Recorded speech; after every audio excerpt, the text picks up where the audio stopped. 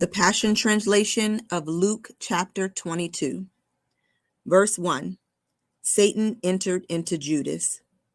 As the celebration of the Passover lamb was approaching, the Jewish religious leaders and scholars of the law continually schemed to find a way to murder Jesus without starting a riot, for they feared the crowds. At that time, Satan himself entered into Judas the locksmith, who was one of the 12 apostles. He secretly went to the religious hierarchy and captains of the temple guards to discuss with them how he could betray Jesus and turn him over to their hands. The religious hierarchy was elated over Judas's treachery, and they agreed to give him a sum of money in exchange for Jesus's betrayal. Judas vowed that he would find them a suitable opportunity to betray Jesus when he was away from the crowds. Verse 7. Jesus prophesies the location of the Last Supper. On the day the sacrifice of the Passover lambs was to take place, Jesus sent for Peter and John and instructed them, "Go and prepare the Passover supper so we can eat it together." They asked him, Where do we make the preparations to eat the meal?" Jesus gave them this sign. "When you enter the city, you will find a man carrying a jug of water. Follow him home and say to the owner of the house, 'The teacher told us to ask you, where is the room I may use to have the Passover meal with my disciples?' He will then take you to a large, fully furnished upstairs room. Make the preparations for us there." They went and found everything to be exactly like Jesus had promised, and they prepared the Passover meal. Verse 14. Jesus and his disciples eat the Last Supper. When Jesus arrived at the upper room, he took his place at the table along with all the apostles. Then told them, "I have longed with passion and desire to eat this Passover lamb with you before I endure my sufferings. I promise you that the next time we eat this, we will be together in the banquet of God's kingdom realm." Then he raised the cup and gave thanks to God and said to them, "Take this and pass it on to one another and drink. I promise you that the next time we drink this wine, we will be together in the feast of God's kingdom realm." Then he lifted up a loaf, and after praying a prayer of thanksgiving to God, he gave each of his apostles a piece of bread, saying, "This loaf is my body, which is now being offered to you. Always eat it to remember me." After supper was over, he lifted the cup again and said, "This cup is my blood of the new covenant I make with you, and it will be poured out soon for all of you. But I want you to know that the hands of the one who delivers me to be the sacrifice are with mine on the table this very moment. The Son of Man must now go where he will be sacrificed, but there will be great and unending doom for the man who betrays me." The apostles questioned among themselves which one of them was about to do this. Verse 24. Apostles argue over which of them will be the greatest. The disciples bickered over which one of them would be considered the greatest in the kingdom. Jesus interrupted their argument, saying, "The kings and men of authority in this world rule oppressively over their subjects, claiming that they do it for the good of the people. They are obsessed with how others see them. But this is not your calling. You will lead by a different model. The greatest one among you will live as one called to serve others without honor. The greatest honor and authority is reserved for the one who has a servant heart. The leaders who are served are the most important in your eyes, but in the kingdom, it is the servants who lead. Am I not here with you as one who serves you? Because you have stood with me through all my trials and ordeals, I give you your destiny. I am promising you the kingdom realm that the Father has promised me. We will celebrate in his kingdom, and you will feast with me at my table, and each of you will be given a throne, 12 thrones in all, and you will be made rulers on thrones to judge the tribes of Israel. Verse 31. Jesus prophesies Peter's denial. "Peter, my dear friend, Listen to what I'm about to tell you. Satan has obtained permission to come and sift you all like wheat and test your faith. But I have prayed for you, Peter, that you would stay faithful to me no matter what comes. Remember this, after you have turned back to me and have been restored, make it your life mission to strengthen the faith of your brothers.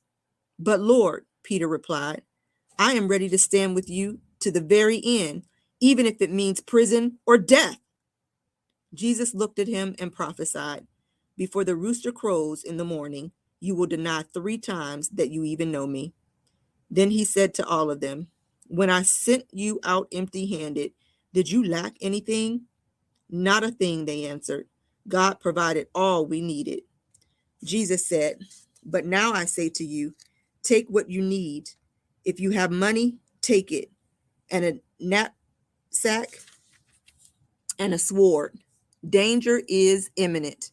For the prophetic scripture about me, he will be accused of being a criminal, will now come to pass.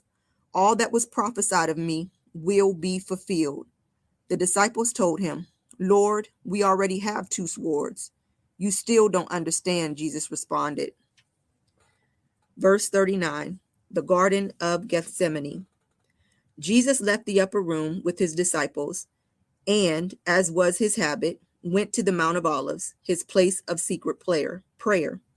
There he told the apostles, keep praying for strength to be spared from the severe test of your faith that is about to come. Then he withdrew from them at a short distance to be alone. Kneeling down, he prayed, Father, if you are willing, take this cup of agony away from me, but no matter what, your will must be mine. Jesus called for an angel of glory to strengthen him, and the angel appeared. He prayed even more passionately, like one being sacrificed, until he was in such intense agony of spirit that his sweat became drops of blood, dripping onto the ground. When Jesus finished praying, he got up and went to his disciples and found them all asleep, for they were exhausted and overwhelmed with sorrow. Why are you sleeping? He asked them. You need to be alert and pray for the strength to endure the great temptation. Verse 47, Judas betrays Jesus. No sooner had he finished speaking when suddenly a mob approached, and right in front of the mob was his disciple Judas. He walked up close to Jesus and greeted him with a kiss, for he had agreed to give the religious leaders a sign, saying, the one I kiss is the one to seize. Jesus looked at him with sorrow and said, a kiss, Judas? Are you really going to betray the Son of Man with a kiss? When the other disciples understood what was happening, they asked, Lord, shall we fight them with our swords? Just then, one of the disciples swung his sword at the high priest's servant and slashed off his right ear. Jesus stopped the incident from escalating any further by shouting, Stop! That's enough of this. Then he touched the right side of the injured man's head, and the ear grew back. He was healed. Jesus turned to those who had come to seize him, the ruling priests, the officers of the temple police, and the religious leaders, and said, Am I a criminal that you come to capture me with clubs and swords? Wasn't I with you day after day teaching in the temple courts? You could have seized me at any time, but in the darkness of the night, you now find your time, for it belongs to you and to the prince of darkness. Verse 54, Peter denies he knows Jesus. The religious leaders seized Jesus and led him away, but Peter followed from a safe distance. They brought him to the home of the high priest, where people were already gathered outside in the courtyard. Someone had built a fire, so Peter inched closer and sat down among them to stay warm. A girl noticed Peter sitting in the firelight. Staring at him, she pointed him out and said, This man is one of Jesus' disciples. Peter flatly denied it, saying, What are you talking about, girl? I don't know him. A little while later, someone else spotted Peter and said, I recognize you. You're one of his. I know it. Peter again said, I'm not one of his disciples. About an hour later, someone else identified Peter and insisted he was a disciple of Jesus, saying, Look at him. He's from Galilee, just like Jesus. I know he's one of them. But Peter was adamant. Listen, I don't know what you're talking about. Don't you understand? I don't even know him. While the words were still in his mouth, the rooster crowed. At that moment, the Lord, who was being led through the courtyard by his captors, turned around and gazed at Peter. All at once, Peter remembered the words Jesus had prophesied over him. Before the rooster crows in the morning, you will deny 3 times that you even know me. Peter burst into tears, ran off from the crowd, and wept bitterly. Verse 63, Jesus is mocked and severely beaten. Those who were guarding Jesus mocked and beat him severely. They also made fun of him, blindfolding him and slapping his face and saying, Prove that you are the prophet and tell us which one of us hit you. They blasphemed and heaped insult after insult upon him. Verse 66, Jesus before the Jewish council.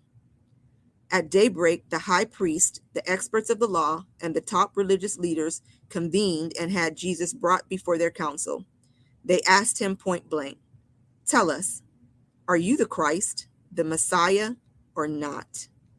Jesus responded, If I tell you the truth, you won't believe me. And if I question you, you will not answer me or release me. But from today on, the Son of Man will be enthroned in the place of honor, power, and authority with Almighty God. They all shouted, Then you do claim to be the Son of God. He said to them, You are the ones who say I am. They all shouted, We've heard it from his very lips. What further proof do we need? Luke chapter 22, verses 1 through 71. May you be blessed to be a blessing. Love, Lady Aisha Fisher. My heart's desire is that this content was a blessing to you. If it was, please be a blessing to me. Hit that subscribe button and make sure you join our Facebook group, Woman to Woman.